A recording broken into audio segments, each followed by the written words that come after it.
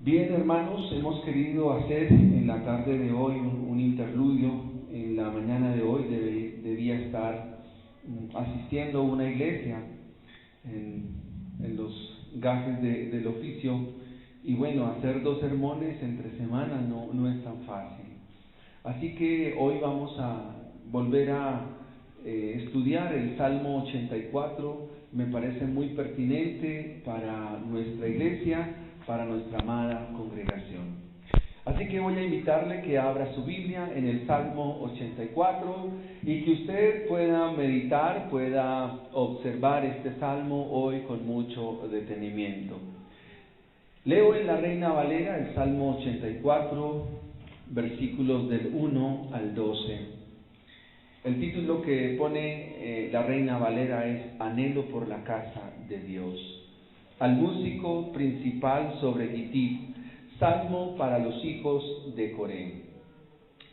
Si gustan leer conmigo, hermanos, yo les guío y ustedes me van acompañando en la lectura. Dice así: cuán amables son tus moradas, oh Jehová de los ejércitos. Anhela mi alma y aún ardientemente desea los atrios de Jehová. Mi corazón y mi carne cantan al Dios vivo. Aún el gorrión halla casa y la golondrina nido para sí, donde ponga sus polluelos. Cerca de tus altares, oh Jehová de los ejércitos, Rey mío y Dios mío. Bienaventurados los que habitan en tu casa, perpetuamente te alabarán. Selah. Bienaventurado el hombre que tiene en ti sus fuerzas, en cuyo corazón están tus caminos. Atravesando el valle de lágrimas, lo cambian en la fuente, cuando la lluvia llena los estanques. Irán de poder en poder, verán a Dios en Sión. Jehová, Dios de los ejércitos, oye mi oración. Escucha, oh Dios de Jacob. Selah. Mira, oh Dios, escudo nuestro, y pon los ojos en el rostro de tu ungido. Porque mejor es un día en tus atrios que 1000 fuera de ellos. Escogería antes estar a la puerta de la casa de mi Dios que habitar en las moradas de maldad. Porque sol y escudo es Jehová Dios, gracia y gloria dará Jehová, no quitará el bien a los que andan en integridad. Jehová de los ejércitos, dichoso el hombre que en ti confía. Amén. Cada vez que nosotros leemos los salmos, cada vez que hacemos lectura de ellos, se nos presentan unos títulos con los cuales inicialmente se pusieron. Por ejemplo, ustedes encuentran aquí al músico principal de Gittith, salmo para los hijos de Coré. ¿Qué es esto que menciona el salmo? Y obviamente, ¿de qué se trata el salmo? El salmo es un salmo de David, pero que se recopiló en un tiempo posterior al exilio. Es un mictano, una canción de alabanza a Dios. Ustedes miran esa expresión ahí, Gittith, y lo que indica es que ese es un instrumento de una tierra de Israel, algo así como una cítara. Ustedes van a encontrar en el Salmo 5 veces la expresión Jehová Chabaot o Jehová de los ejércitos. Van a mirar 2 veces la palabra Selah, por ejemplo en el versículo 4 y en el versículo 8. Eso significa que los salmos, cuando se cantaban, se hacía como una pausa de silencio mientras sonaba el instrumento, de tal manera que una vez se terminaba el estribillo, el estribillo o la estrofa, todos los que cantaban entonces hacían una pausa para meditar realmente qué era lo que cantaban.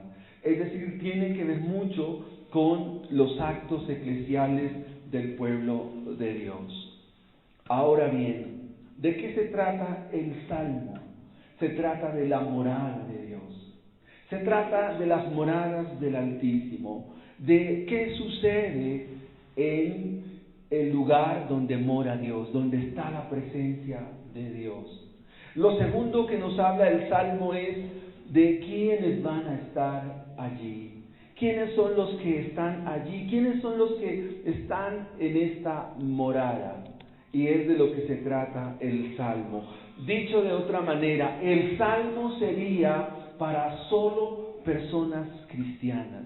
El Salmo sería para creyentes, para hombres y mujeres que han sido renovados, hombres y mujeres que han sido regenerados, personas que están en los caminos de Dios, porque ellos perpetuamente le alabarán, como dice el versículo 4. Así que, con mucho detenimiento, miremos quiénes eran los coreitas. En la familia del Antiguo Testamento, la familia sacerdotal, es decir, la descendencia de Aarón, procedían de una tribu llamado los levitas. Y de esta familia de levitas surgieron 3 familias sacerdotales, cada una de ellas se encargaba de un oficio en particular en el templo o en el tabernáculo. Estas familias son los hijos de Merari, los hijos de Coat y los hijos de Gerson. Se conocen como los meraritas, los coatitas y los gersonitas. De los coatitas surgieron los de la familia de Coré. ¿A qué se dedicaban ellos? Probablemente se dedicaban a transportar el agua, cargar la leña, pero en cierta parte de las Escrituras, como en el segundo libro de Crónicas, capítulo 20, versículo 19, se nos dice que se levantaron los levitas de los hijos de Coat y de los hijos de Coré para alabar a Jehová, el Dios de Israel, con fuerte y alta voz. Es decir, que eran como el coro en el templo del Señor y que se levantaron para adorar a Dios y cantarle y exaltarle a voz en cuello.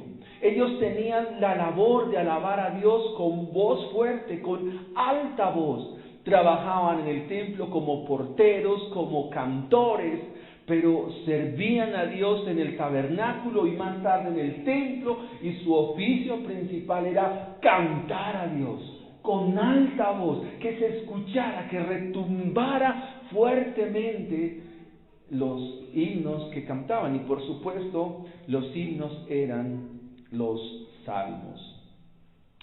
En este salmo vamos a encontrar 3 aspectos importantes. Del versículo 1 al versículo 4 vamos a encontrar las delicias de las moradas de Dios. Del versículo 1 al versículo 4 vamos a encontrar las delicias de las moradas de Dios.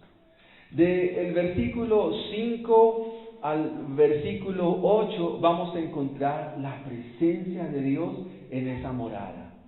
De hecho, la presencia de Él lo es todo. Presencia de Dios. Y del versículo 9 hasta terminar al versículo 12 vamos a encontrar la bendición de estar en esta morada. Vamos a recordar los 3 puntos del sermón. Número 1, ¿qué vamos a encontrar? Las delicias de esta morada. Número 2, la presencia de Dios. Y número 3, la bendición de estar en esta morada. Esos son los 3 puntos del sermón. Miremos la primera línea. Cuán amables son tus moradas. Esa palabra amable tiene que ver con 2 conceptos básicamente. 2 conceptos. El primero de ellos, deleite. Amabilidad aquí es la palabra hebrea yedí, que significa deleite. O sea que en las moradas de Dios, ¿qué hay? Deleite. Pero también hablar de la morada de Dios es hablar de su reino. Es hablar de deleite y es hablar de reino. Son 2 conceptos que me hablan de las moradas de Dios. Cuando hablamos de esa palabra deleite, ¿a qué le suena familiar? ¿Dónde es el primer lugar? ¿Cuál primer monte es donde hay deleite? En el Edén. En el Edén estaba la primera familia sacerdotal. Y por supuesto estamos hablando de Adán y Eva. No solo ahí es un lugar de deleite, sino que es el lugar donde Dios hace presencia. De hecho, el pecado lo que hizo fue romper la comunión entre Dios y esta familia, Adán y Eva. No solo está el lugar, sino también están sus normas. Y no solo están sus normas, sino que está su presencia. Y no solo está su presencia, sino que también hay unas reglas, hay unas normas. Y ese es un concepto de reino. El Salmo 16, versículo 2 dice: no hay para mí bien fuera de ti, Dios mío.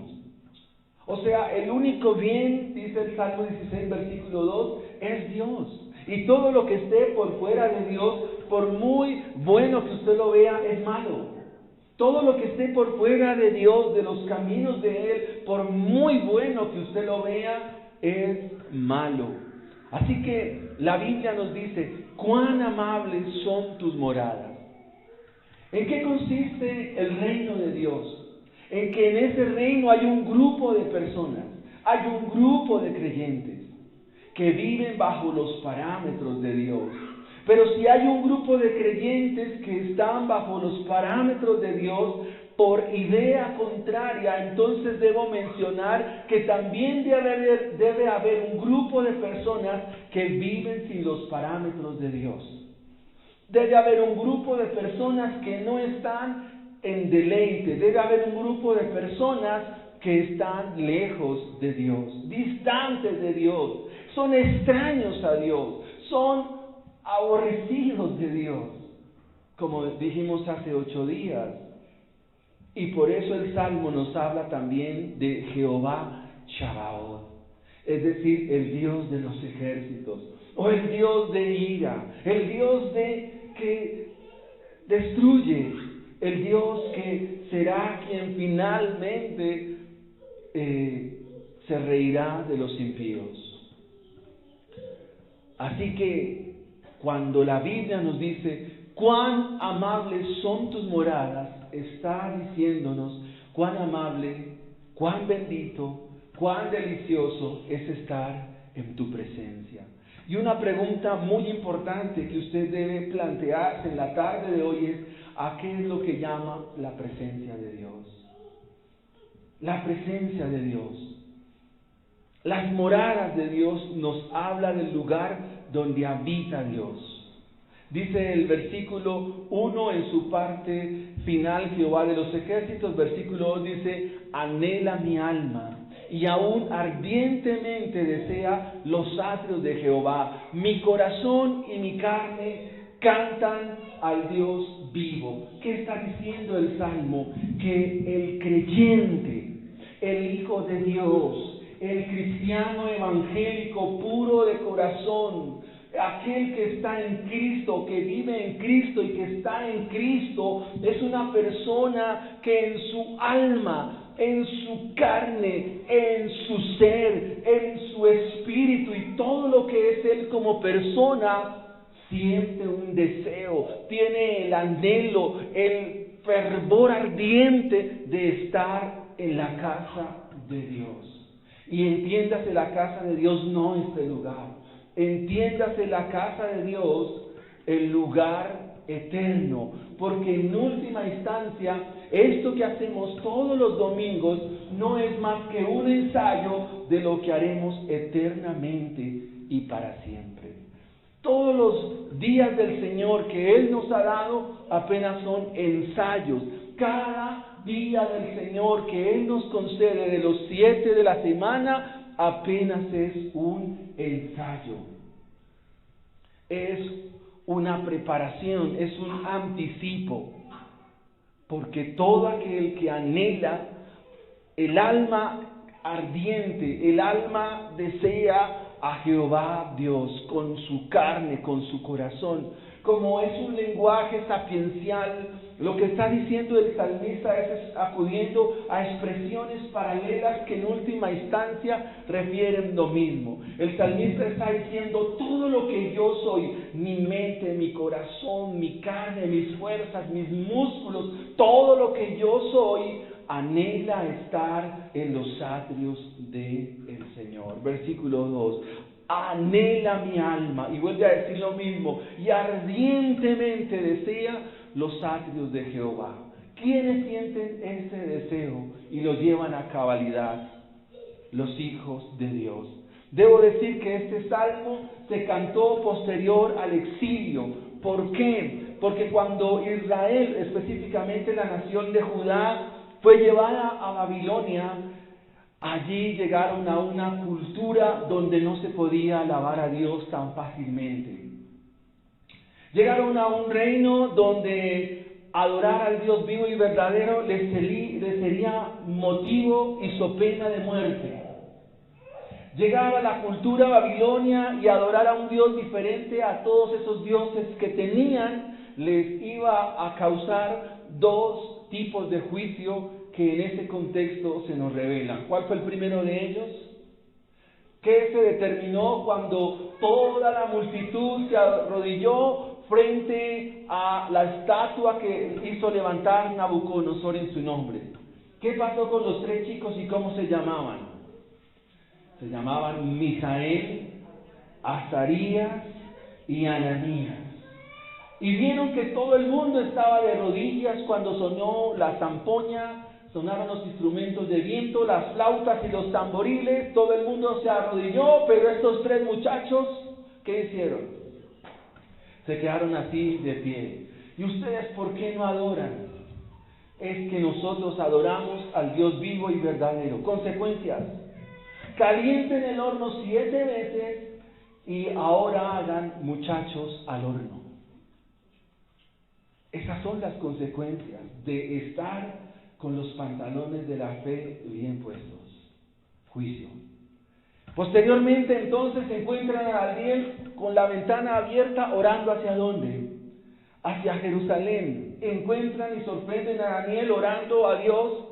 ¿Y qué dijeron entonces en su momento? Ya no era ya no era el horno con fuego, sino que ahora era el foso de los leones. Pero ese día los leones estaban en ayuno. Ese día no iban a comer Daniel. Ahora, para nuestros próximos días, las iglesias cristianas es probable, estimo unos 7 u 8 años, no se permitirá más el cristianismo en países como el nuestro. ¿Quiénes prevalecerán? ¿Quiénes seguirán el camino de Dios? Los verdaderos, los que realmente son verdaderos creyentes. Los demás se apartarán y como en Babilonia se arrodillarán a las estatuas de este tiempo y sucumbirán ante las religiones de este mundo. Pero los hijos de Dios siempre alabarán al Señor. Dice el versículo 2, mi corazón y mi carne cantan al Dios vivo.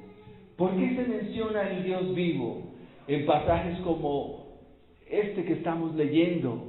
En la primera carta a Timoteo, capítulo 3, versículo 14, dice, espero que si me tardo, sepas cómo conducirte en la iglesia de Dios, que es columna y baluarte de la verdad, es la casa del Dios viviente.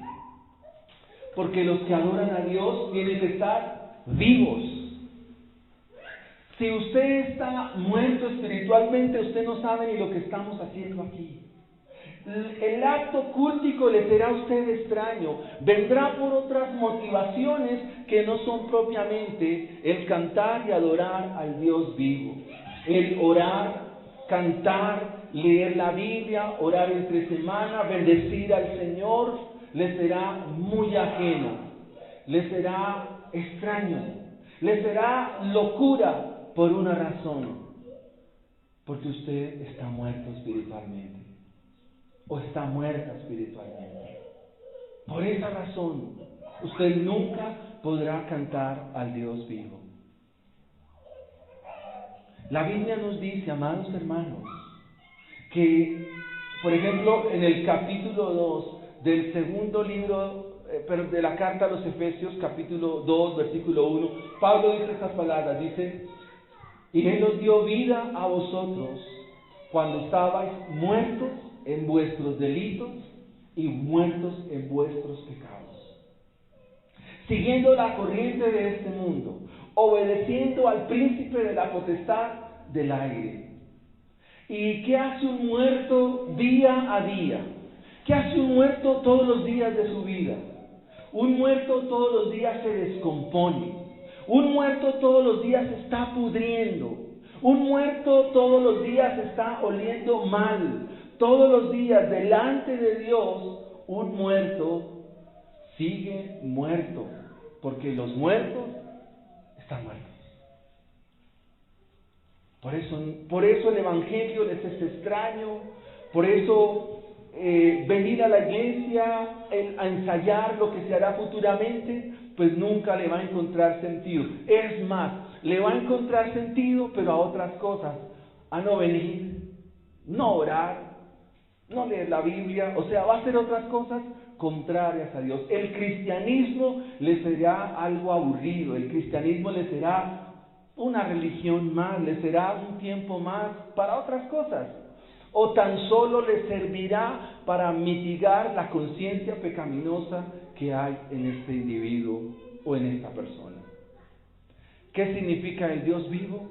Pues que los que le adoran están vivos, y si están vivos es porque no están muertos. Versículo 3. Se nos presenta dos aves. El gorrión halla casa y la golondrina nido para sí, donde ponga sus polluelos, cerca de tus altares, oh Jehová de los ejércitos, Rey mío y Dios mío. Aquí las aves del cielo reciben el favor de Dios. ¿Qué era lo que pensaban en esencia los hijos de Coré?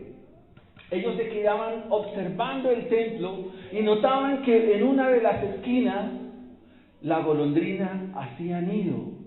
Y también notaban que los gorriones en las hendiduras del templo también hacían nido. Y decían, no, pero si las aves que vuelan en los cielos hacen el nido aquí en la casa de Dios, yo también quisiera tener mi casa, pudiera tener mi cama aquí en la casa de Dios.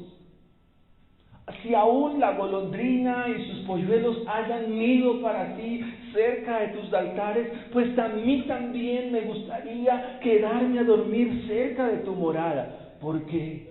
Porque en la morada de Dios hay delicia. El Salmo 16 en el versículo final dice, en tu presencia hay plenitud de gozo, delicias a tu diestra desde ahora y para siempre. O sea, los coreítas lo que anhelaban era estar ahí con Dios. Estar ahí frente a Dios en su presencia. Querían estar ahí. De alguna manera sentían envidia de las golondrinas y sentían envidia de los gorriones. ¿Por qué? Porque ellos sí se quedaban a pasar la noche en el templo. Ellos que tenían que ir a sus moradas y alejarse del templo. Ellos dicen, cerca de tus altares, oh Jehová de los ejércitos, Rey mío y Dios mío. Esas palabras de Rey mío y Dios mío las encuentran en Juan capítulo 20, versículo 28. ¿Qué encuentran allí? Que Tomás, a quien se llamaba el Dídimo o el incrédulo, cuando vio al Señor dijo estas palabras, Señor mío y Dios mío.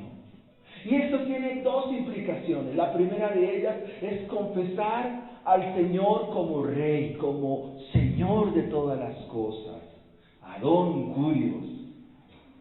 Es decir, Él es el Señor. Si Él es el Señor, entonces nosotros somos sus vasallos. Al ser sus vasallos, solo debemos obediencia a Él. Cual siervos de Él, como Él es Señor, nosotros sus siervos, entonces Él demanda de nosotros que le obedezcamos.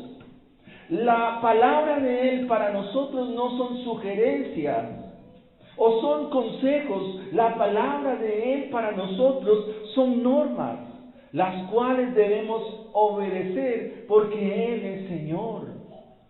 Cuando se confiesa en el Salmo, Rey mío y Dios mío, está diciendo que el Señor guía mi vida. ¿Y cómo me guía? Por medio de sus palabras y Él es Dios de mi vida, Dios sobre mí, Dios de todas las cosas. Y luego dice, bienaventurados los que habitan en tu casa, perpetuamente te alabarán, Selah. Mediten en ello. Esta palabra, bienaventurados, es la palabra que se traduce como más allá de la dicha, más allá de un gozo, más allá de una alegría. Y fíjese lo que dice el salmista, bienaventurados los que habitan en tu casa. ¿Por qué? Porque como este es un salmo posterior al exilio, significa, amados hermanos, que allí no tenían la bendición tan abiertamente de adorar a Dios. No tenían la bendición de glorificar a Dios. Y ante esto que ahora ellos viven, de volver a tener el templo ya construido o reconstruido por Zorobabel, que se conoce como el segundo templo, entonces la Biblia nos dice que los hijos de Dios le alabarán perpetuamente. Y esto es muy importante. ¿Cómo usted comprende la eternidad? ¿Cómo usted comprende la eternidad? Hermanos, imagínense un cubo. Todos saben que es un cubo, ¿verdad? Un cubo es una figura geométrica sólida. Y este cubo va a tener 500 metros de altura, 500 metros de ancho y 500 metros de profundo, hecho de acero sólido, es decir, sin ningún poro. Sin ningún poro. Durísimo, ¿no? Un edificio de acero, de 500 metros de alto, 500 metros de ancho, 500 metros de profundo. Pero cada 100 años viene un pajarito y le da un picotazo. Y vuelve hasta dentro de otros 100 años y le da otro picotazo. Y vuelve hasta dentro de otros 100 años y le da su picotazo. Se dice que cuando el pajarito haya terminado con todo este edificio hecho de acero sólido, tan solamente ha pasado un segundo de la eternidad. ¿Qué es la eternidad? Es lo que nunca tiene fin, es lo que nunca acaba, lo que nunca termina.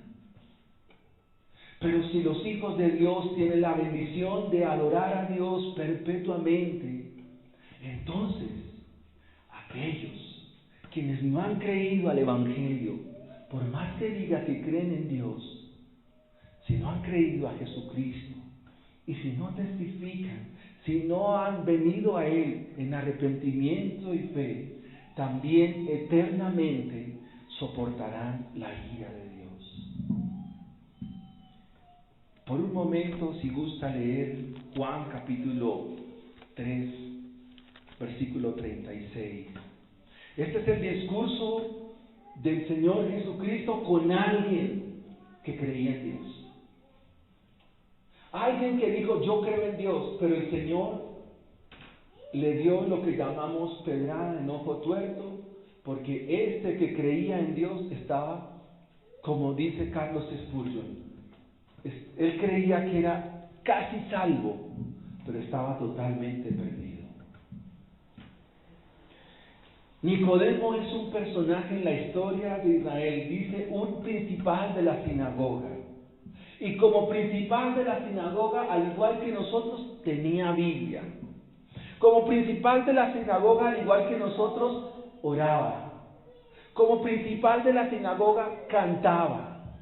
Es decir, tenía la Torá. Y como principal de la sinagoga, si usted lee el versículo 9, versículo 10, le dice el Señor Jesucristo, ¿eres tú maestro? ¿Y qué hacía un maestro? ¿Qué es lo que hacen los maestros? Pero ¿qué pasaba con Nicodemo? ¿Qué pasaba con Nicodemo, hermanos? No era salvo. Estaba sin salvación. No había en él arrepentimiento. No había en él nuevo nacimiento.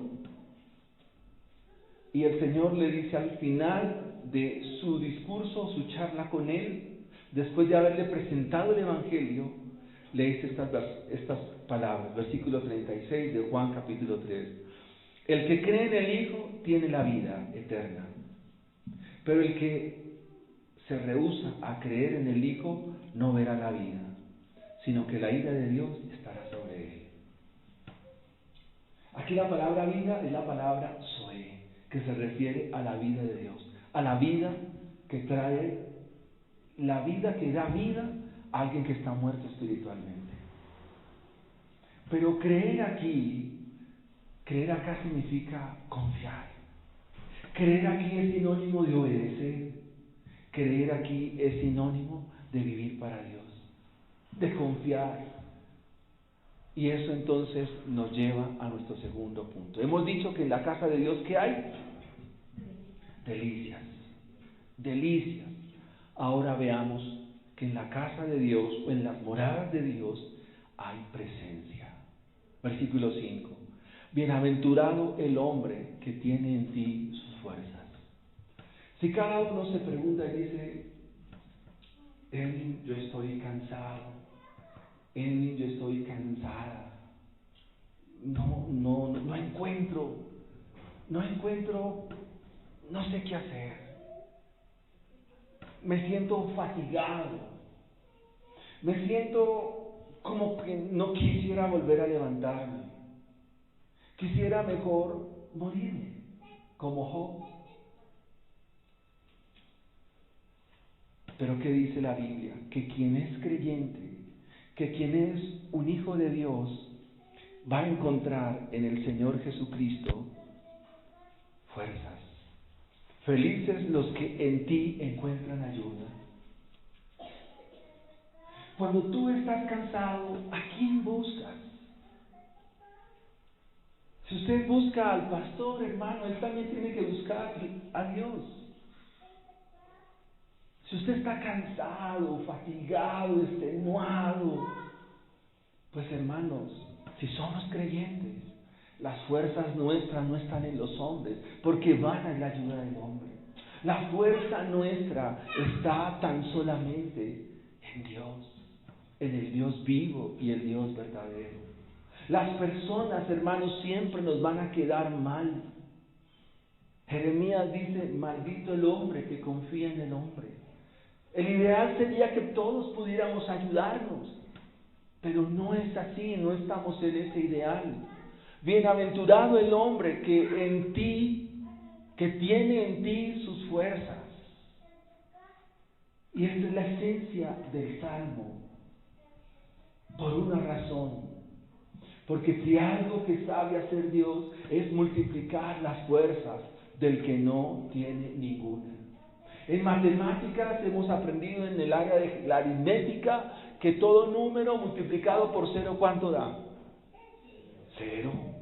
2 por 0, 1000 por 0, 4 por 0, 0. Pero ¿qué hace Dios con las fuerzas del que no tiene ninguna? Las multiplica. Las multiplica.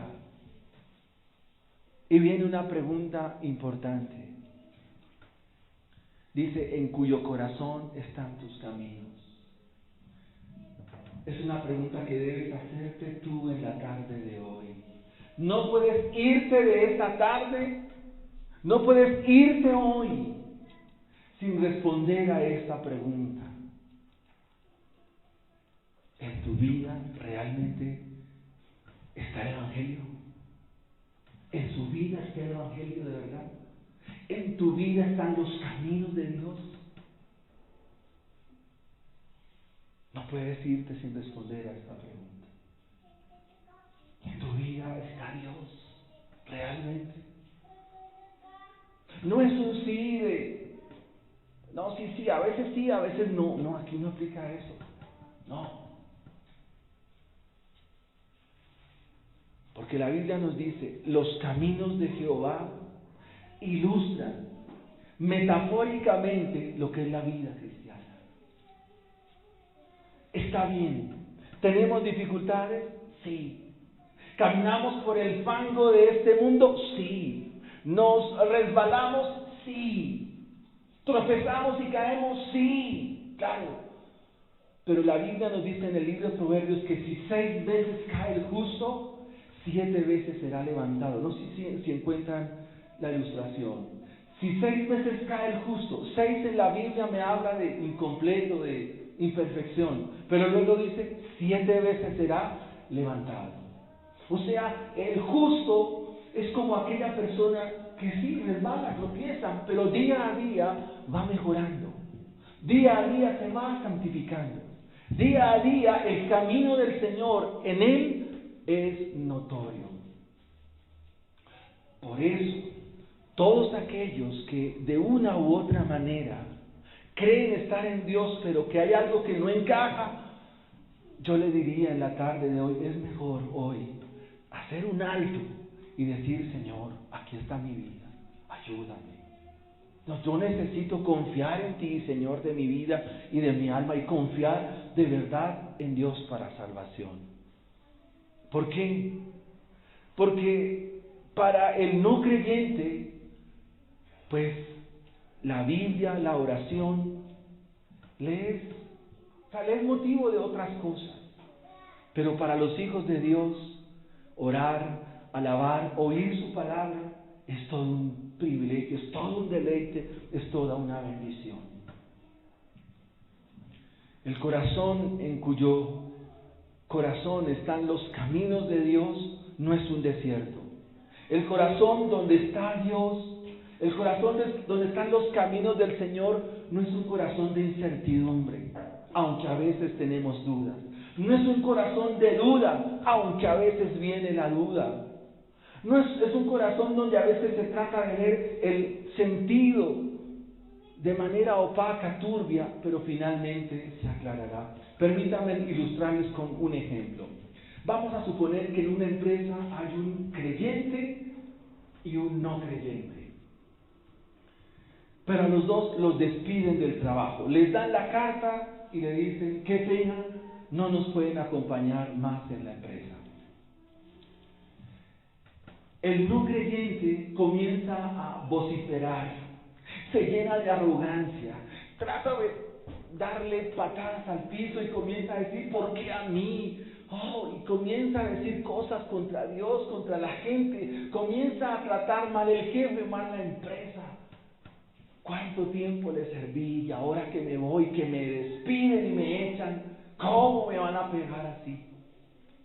Esa es una persona que no tiene esperanza, porque en su corazón no está Dios.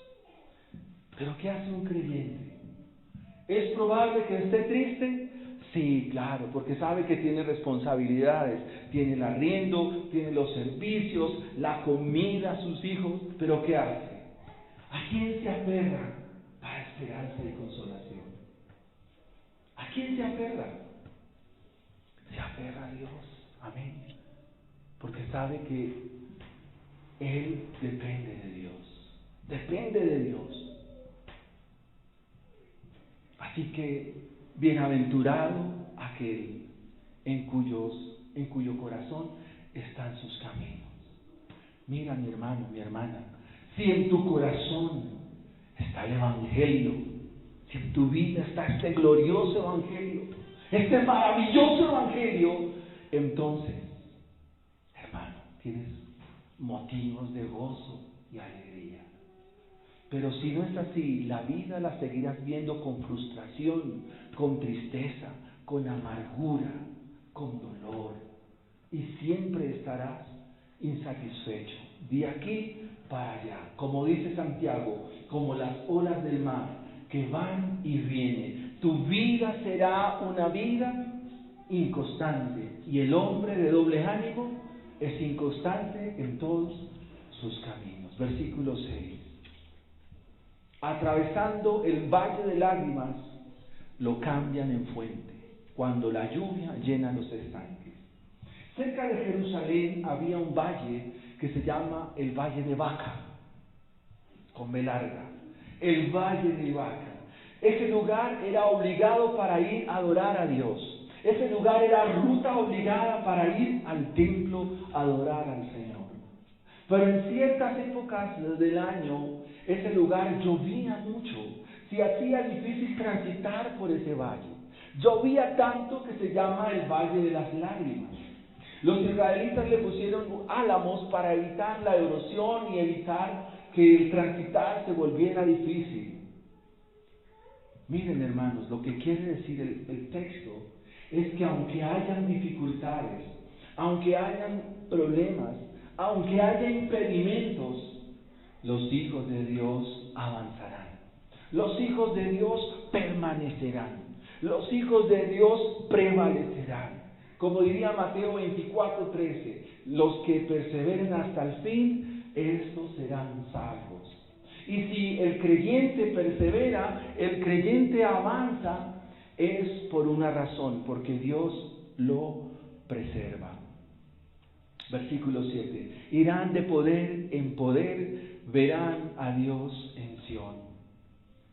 ¿Por qué la morada de Dios es una gran bendición? ¿Por qué hay bendición en esta morada? Porque su presencia es motivo, es la fuente de toda gracia.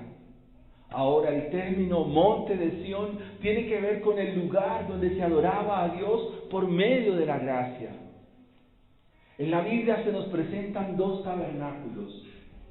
El primero de ellos se conoce como el tabernáculo de Moisés. ¿Qué se presentaba allí? Sacrificios de machos, cabríos, toros engordados, palomas y palominos, y el que menos tenía presentaba un pucho de harina.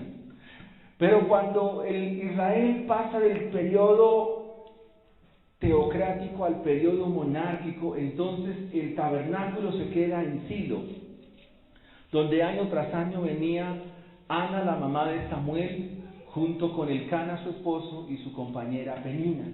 Venían año a año. Pero había otro lugar que se llamaba la ciudad de David, el monte de Sión. David lo que hace es llevar el arca a un lugar donde solo le pone una cortina y detrás estaba el arca. De allí podían venir cuantos quisieran adorar a Dios.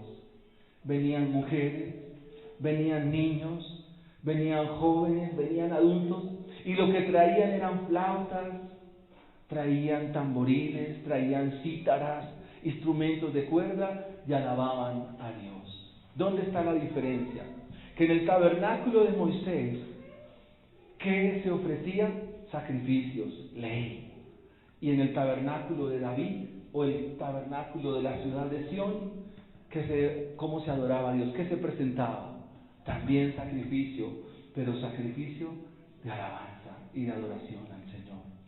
En el libro de los Hechos, que se conoce como el primer concilio de la iglesia, en el capítulo 15, uno de los discípulos del Señor se levanta y dice: como está escrito, en los postreros días restauraré el tabernáculo caído de David.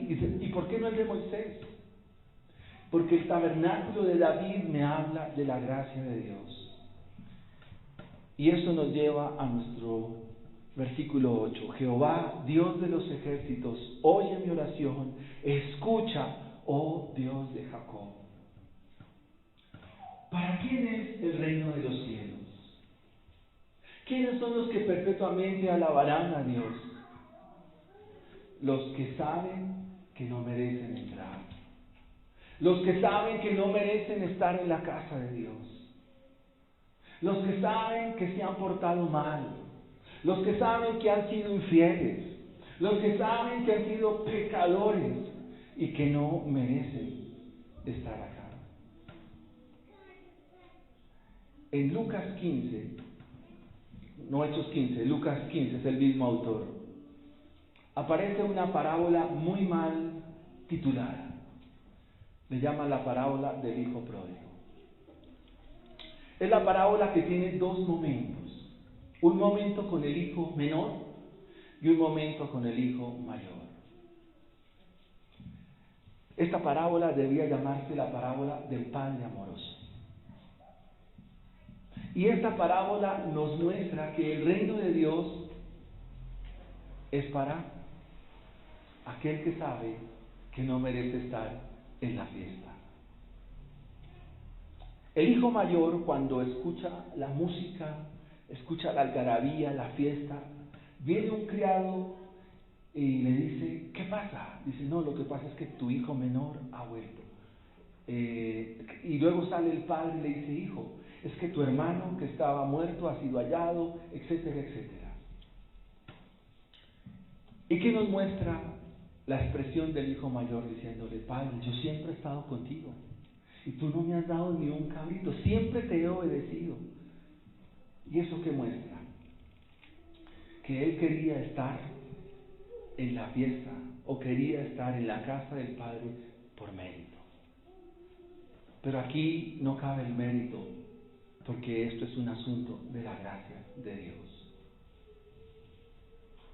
Y traje esta ilustración porque es precisamente lo que se nos menciona en el versículo 8. Se nos menciona aquí a Jacob. Jacob es un hombre que es sinónimo de trampa. Jacob es un hombre cuyo nombre es sinónimo de engaño. Jacob es un hombre que es sinónimo de usurpador, tramposo, engañador, mala gente. El otro por lo menos guisaba, iba y cazaba, guisaba y le traía comida a su padre. Qué buen muchacho, ¿no? Buena gente es Saúl. Pero hay un asunto acá importante, y es notar que el propósito de Dios estaba en la vida de Jacob.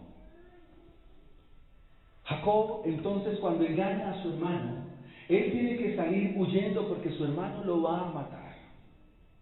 Va y está entonces un tiempo, 21 años, en la casa de su tío Labán. Y cuando llega el momento de regresar, Jacob aún no había resuelto cosas con Dios y con su familia. Tenía cosas espirituales por resolver. Tenía cosas espirituales por aclarar. Tenía cosas pendientes que no las podía dejar así.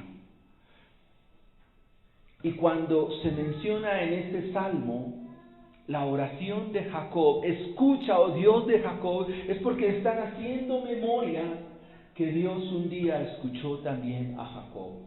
En Génesis capítulo 32, versículos 9 al 12, se nos dice que Jacob oró. ¿A quién?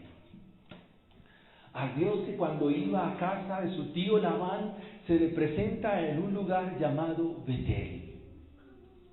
Va y ahora viene de regreso a Canaán.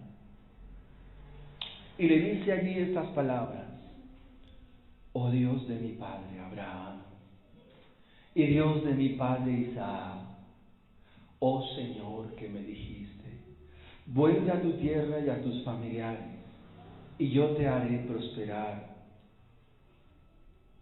Y dice estas palabras, que son las palabras del pecador arrepentido, que son las palabras de aquel en cuyo corazón está el Evangelio, que son las palabras en cuya vida está la gracia de Dios, porque solo por gracia puede llegar a pronunciar estas palabras que están presentes aquí. Hermanos, la evidencia de ser un hijo de Dios es que todos los días de nuestra vida nos vemos indignos, nos vemos inmerecedores, nos vemos en déficit, nos vemos en bancarrota, llenos de miseria, llenos de déficit, y que solo nos resta acudir al Dios vivo y al Dios verdadero. Jacob pronuncia estas palabras: indigno soy. Esa es la mejor manera de saber si realmente usted es un creyente o no. Porque el creyente lo primero que ve es el pecado, su indignidad. Indigno soy de tus misericordias. Indigno soy de tu fidelidad. Está diciendo, no merezco tu fidelidad. ¿Fueron esas las palabras del hijo pródigo? ¿Fueron esas las palabras de David? Sí.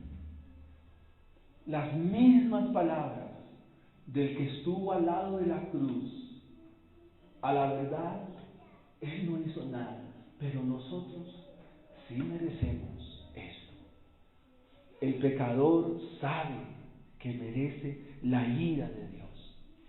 Y eso debe ser claro para usted. Y eso debe ser claro para mí. Eso debe quedarle claro a sus hijos cuando los enseñe la Biblia. Que sus hijos, por pequeños o grandes que sean, no merecen ni la misericordia de Dios, no merecen la gracia de Dios, no merecen las bendiciones de Dios, porque todos hemos nacido réprobos delante de Dios. Pero cuando nos es mostrada la gracia, cuando nos es mostrado el Evangelio, cuando nos es mostrado el camino de Dios, hablamos como este tramposo, como este engañador, como este hombre que se confabula con su esposa, con su señora madre, para engañar a su padre que estaba ciego, que no veía bien. Y cuando lo palpa dijo, pero siento a Esaú, pero escucho la voz de Jacob, lo engañó. Y este hombre dice, pero que has mostrado a tu siervo, pues con solo mi cayado crucé este Jordán y ahora he llegado a tener 2 campamentos, líbrame, te ruego, de la mano de mi hermano. Un pastor dice, Jacob no debió orar por su hermano, porque Dios ya había obrado en Esaú. Aquí Jacob debió haber orado por sus pecados, debió haber orado porque no estaba. Pero aquí pasa algo, que es lo que debe pasar en aquel que se encuentra a Dios, o aquel a quien Dios se encuentra. Y es que todo aquel que tiene un encuentro de verdad con el Señor Jesucristo, como Jacob lo tuvo en Peniel cuando iba camino al encuentro de su hermano Esaú, algo pasa, hermanos. De eso no le quepa la menor duda. Cuando alguien se encuentra de verdad con el Señor Jesucristo y tiene un encuentro, su vida cambia, su vida es distinta, su vida pasa a ser la vida que describe el Salmo. Y eso nos lleva a nuestro tercer y último punto. Va a encontrar la bendición de Dios. Mira, oh Dios, escudo nuestro. Dios se convertirá en su escudo. Y aquí se usa la ilustración del escudo que cubre un poco más alto de la cabeza hacia el piso, la protección. Dios se convertirá en su escudo. El Salmo 33, versículo 20 dice, nuestra alma espera a Jehová, nuestra ayuda y nuestro escudo es Él. Y ahora dice, pon los ojos en el rostro de tu ungido. Esta expresión se conoce como Jehová Roi. Jehová Roi, que Él ve. Él ve. El Dios todos los días estará cuidando de ti. Él todos los días estará cuidando de sus hijos. Todos los días estará cuidando de su iglesia. Todos los días los acompañará. Versículo 10. Porque mejor es un día en tus atrios que 1000 fuera de ellos. Todo aquel que es nacido de Dios, que en su corazón está el Evangelio, está la gracia de Dios, dice, mejor es un día en tus atrios. El que no va a escoger los caminos de maldad, aunque sean buenos, pero si están por fuera de Dios, entonces son malos. Dice el versículo 10, la parte 2, escogería antes estar a la puerta de la casa de mi Dios que habitar en las moradas de maldad. Dije antes que el que es nacido de Dios optará, buscará, propondrá por estar siempre ensayando para lo que será futuramente. Yo quiero hacerles una pregunta. en la tarde de hoy para ir cerrando, y es: ¿qué prefiere usted? ¿Las moradas de Dios o las moradas de maldad? Siendo honestos, ¿qué responden acá? ¿Las moradas de Dios o las moradas de maldad? Por acá, ¿qué dicen? ¿Las moradas de Dios o las moradas de maldad? Las moradas de Dios. Por este lado, ¿qué prefieren ustedes? ¿Ustedes qué prefieren? Las moradas de Dios. Pues al igual que mis hermanos de la mañana, se están pero muy equivocados en su respuesta. Porque eso no dice jamás del Evangelio. Su corazón es caído. Su corazón es pecaminoso. Su corazón está mal. Su corazón nunca se inclina a las cosas de Dios. ¿Y si es claro para ustedes? Cuando le hagan ese tipo de preguntas, la respuesta correcta dentro de las 4 es: no, mi corazón siempre se inclinará a lo malo. Porque esa es la naturaleza con la cual hemos venido a este mundo. Algo muy distinto, muy diferente, es que Dios obró algo que se llama el nuevo nacimiento. Pero si por usted fuera, usted no vendría a la iglesia. Si por usted fuera, usted jamás leería la Biblia, jamás. Si por usted fuera, usted nunca oraría y jamás le serviría al Señor, porque eso no dice el Evangelio. El Evangelio dice que Dios, por su Espíritu y por su gracia y por el poder de su palabra, transformó su corazón, lo cambió. El pastor Sofía Michelén pone una ilustración de un buitre y una paloma, y que al frente del buitre le ponen un plato de carroña y al frente de la paloma le ponen un plato de maíz o de alpiste. Por más que usted quiera hacer comer al buitre maíz, nunca va a comer maíz. ¿El que va a preferir? La carroña. ¿Y por qué va a preferir la carroña? Porque esa es su naturaleza. Él quiere eso. Es como el cerdo. ¿Qué es lo que le deleita al cerdo?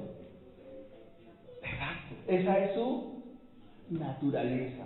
Entonces, para que el buitre coma maíz, él dice, el pastor, y muy buena ilustración, dice: hay que palomizar esa naturaleza buitresca. Es decir, tiene que sufrir un cambio de naturaleza. Y la pregunta es: ¿y el buitre se puede volver por sí solo paloma? No. ¿Qué se requiere? Que alguien le haga el cambio. Ese es el evangelio correcto. Se requiere que Dios intervenga por su Espíritu y le cambie ese corazón de piedra y le ponga un corazón de carne. Y hasta tanto eso no suceda, entonces no podrás ser cristiano, por más que tú quieras. Aparentarás. De pronto picará algún maíz, pero prefiere seguir en qué? En la carroña. Aparentará ser paloma, pero sigue siendo un buitre. ¿Me hago entender, hermanos? Ese es el correcto evangelio. Por nuestras fuerzas y por nuestros méritos no somos cristianos. Seguiríamos haciendo hojas de higuera. Versículo 11, porque sol y escudo es Jehová Dios. Gracia y gloria dará Jehová, no quitará el bien a los que andan en integridad. Y aquí la palabra integridad no es que si usted se porta bien o se porta mal, no. Aquí la palabra íntegro en los salmos y los proverbios habla de aquellos que viven conforme a la rectitud moral del Evangelio, a la rectitud moral de Dios, a los que viven según Cristo. Y dice que los que andan según Cristo, los que andan según el Evangelio, los que andan según las palabras de Dios, Dios no quitará su bien. No sé si leen en su Biblia. Dios no quitará su bien. Y si Dios le da el bien, hermanos, eso es mejor que cualquier cosa. O sea, eso es mejor que el oro y las riquezas de este mundo.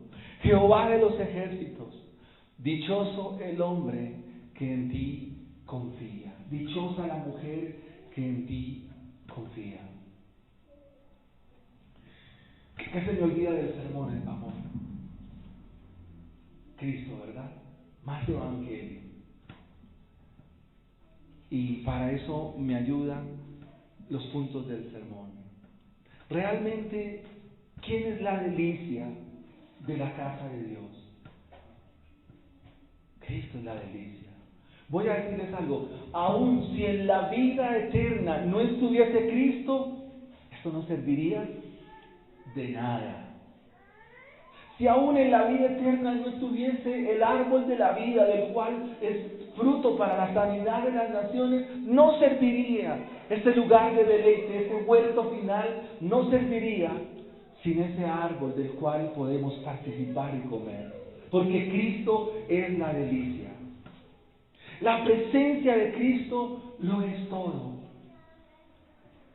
Y el tercer punto se nos dice que la mayor bendición de nuestra vida es Cristo mismo.